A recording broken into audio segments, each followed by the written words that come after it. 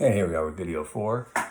At some point, you wonderful, wonderful people are going to explain to me how I can fix some of these little things. I just got a phone call and it shut my whole video down. So I don't know how that happened, but hopefully it doesn't happen again. It probably will, but remember, this is sort of the test run for all this. So, talking about the first time Gibbings came over, that we saw Gibbings come over, came to the screen door, exposed Frank. Here, exposes even more. And they look inside, and they can't see him until he sees them, and he sees them, and he's shocked. Basically, Frank comes roaring in from the other room. He's in the middle of the fight with April, and that's when the Gibbings catch him. That's when they see him, and he makes eye contact, and he just looks frantic and panicked.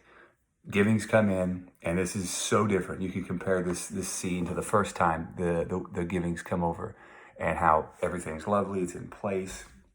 They've decided to move, so it's all nice. Now that was sort of the beginnings of it cracking for Frank. But nonetheless, they come in, and why this? And April says she's pregnant. So Miss Gibbings gives this sort of normal, right, socialized reaction to finding out somebody's pregnant. Without taking into consideration all the other things that could be going on. But it is something we're sort of trained to do, I guess. So it's a nice social commentary. And John's not going to have it. John's like, wait a second. What does that keep you from going to Europe for? I mean, people have babies in Europe. Miss Gibbings like, show John, Ma, keep out of this. I'm asking a question. Frank then says, of course. Suppose we just say that people anywhere aren't very well advised to have babies unless they can afford them. As it happens, the only way we can afford this one is by staying here. It's a question of money, you see. This Frank is so different than the Frank that John met the first time, the Frank that John was impressed by with the hopeless emptiness talk. Because this is the ultimate conformist. This is Frank speaking of conformity. And John's like, okay, that's a good reason. But Miss Gibbings knows John's on to something, or he's going to keep picking. Money's always a good reason, but it's hardly ever the real reason. What's the real reason? Did your wife talk you out of it? Huh? She's not ready to quit playing house? What's funny here is Gibbings, and we talked about this last class, you guys really love John Gibbings' character, and he speaks truth, or like some sort of honesty or reason. But he's wrong with some of his guesses. He's certainly wrong with this one, at least the first guess. I mean, the idea was that she didn't want to play house at all. That's why they were moving in the first place. And he realized, no, that's not it. I can tell. She's tough, female, inadequate. We talked about his definitions, differences between, female and feminine. What happened? What happened? You get cold feet? You decide you like it here after all? It's more comfy and the old hopeless emptiness after all? And then we don't even see the expression on Frank's face. We see it through Gibbings' words. He's like, "Ooh, look at that! That did it! Look at that face! What's the matter, Wheeler? You getting warm?" Finally, Frank snaps, and all the stuff about the pandering stuff about how, John's just like everybody else. It's society that's screwed up. Goes away, and Frank says, basically, you belong in the crazy house. You belong in the nut house. This isn't me. This is you. You're the problem. And Miss Gibbings is like, oh, he's not well. And Frank snaps at her too. He's like, whatever. He should be in the insane asylum. So they go to leave. But not before John gives his last little bit of vitriol. Which, I mean, to be fair, man, I think we do like John as a character because he does tell these people these things they haven't heard. But big man you got here, April. But then he says, I feel sorry for him too. I mean, come to think of it, you must give him a pretty bad time if making babies is the only way he can prove he's got a pair of balls. And just when you think that's like, oh, wow, that's like a burn, or as my kids would say, roasted, it gets worse. Anyway, Gibbings says, I'm sorry. But then he says, before he leaves, there's one thing I'm not glad about. And he points at April's stomach, and she's got the little belly forming, the pregnancy. I'm glad I'm not going to be that kid. All right. And then we move right into chapter 6.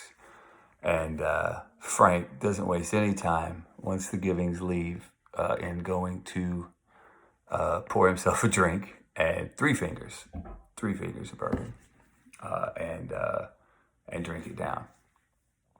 And he says everything that April's thinking. Don't tell me I made a disgusting spectacle of myself. Note how disgusting spectacle of myself is capitalized again. It's a cool, again, I've mentioned it before, it's a really cool motif in this book by Yates, is the capitalization of some of these descriptions as if they were some sort of commercial item or whatever. So another thing, everything that man said is true, right? And she's like, I don't have to say it, you did. He says, but you're wrong, you're wrong. She says, why is it wrong? He says, because that man's insane. And here we are, the ultimate clash, right? It's the last fight they have. You've finished the book by now. And Frank won't admit who he is. And April feels unwilling at this point, or incapable in her own eyes of changing who she is. But she's not going to lie anymore. She said, and then, Frank, he's just picking. Do you know what the definition of insanity is? No, do you? Yes, it's the inability to relate to another human being. It's the inability to love. Frank and April have both done their share of this throughout. Like whenever April said being moral and being conventional are the same thing, after she said that Frank was one of the most moral men she ever knew, she's basically saying he's one of the most conventional men. Here, Frank is saying, anybody who can't love somebody else is insane. And April's not going to fight back. She just starts laughing, and it's hysterical laughter. She sways, she staggers, she sinks into the chair. He guessed the transition would go from laughter to weeping. That's what usually happened in the movies. Nice little bit of sort of intertextuality there, looking at using a kind of a trope in a movie as a way to sort of calm Frank's nerves. Like, well, in the movies. Now, note too, like, he'd compared this summer to a Looney Tunes cartoon before to make himself feel better. So he has a tendency to do this. But instead, it was oddly normal, more like a recovery from a funny joke. And she says, you're a wonderful talker, Frank. If black can be made into white by talking, you're the man for the job. So I'm crazy because I don't love you, right? Is that the point? He's like, no, you do love me. That's the point. But she doesn't. I don't. I loathe the sight of you. If you come any closer, I'll scream. This directly connects us to the first fight we saw with him on the highway, her saying the same thing. He steps closer, but this time she screams. It's a false scream, but it's high and loud enough to neighbors to hear it. And then he, breaks a chair. Are you going to hit me? Are you going to hit me to show how much you love me? And everything just blows up. He calls her empty, hollow shell of a woman. What are you living in my house for? Why do you have my kid? And then he says, I wish to God you'd done it, in terms of the miscarriage. It's the perfect exit line. Now, I want you to know, now knowing how the book ends, obviously, I know I couldn't have picked a worse book to time in with all the craziness we got going on now, but, humans plan and nature laughs or whatever. Whatever the case, it's a perfect exit line. He's always thinking about things like that. It's a great line. Again, back to the play motif. And he lunges past her and goes into the room, right? The bedroom. Of course, it's a terrible exit because he goes to a place where he's sort of stuck if he wasn't thinking it through. But it's an exit line that will haunt him the rest of his life. Even after the letter she writes him, telling him it's not his fault, because he tells her, basically, really the last, they have a little bit more of an exchange, but really the last hard exchange was him basically, I wish to God you'd gotten rid of it.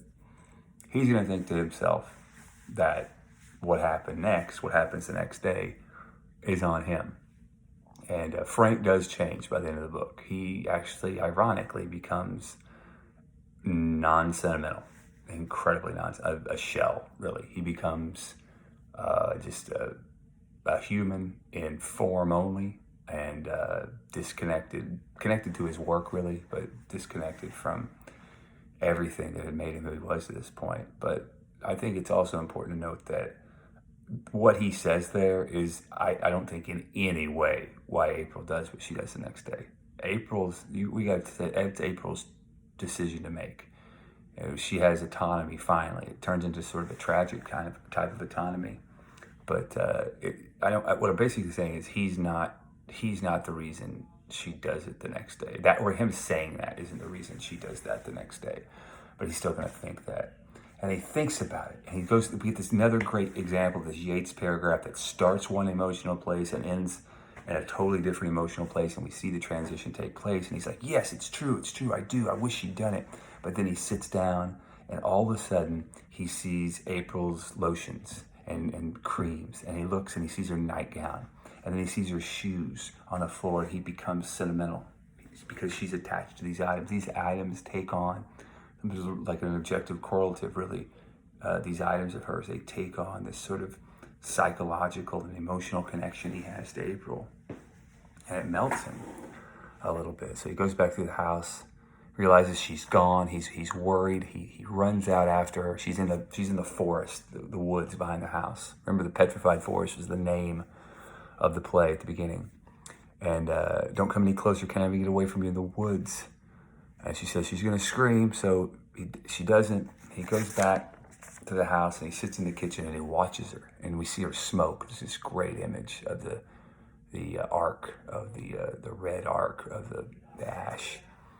And he's watching, and he loses sight of her. So then he has to go look. And then suddenly she's like close. So he has to like get out of the room to pretend he wasn't sitting there looking after her, because he can't look like he cared. But he did care. He was worried about her, but he has to show that he doesn't. So he hides. He hears her call Millie, say that, can you keep the kids another night? I'm not feeling very well.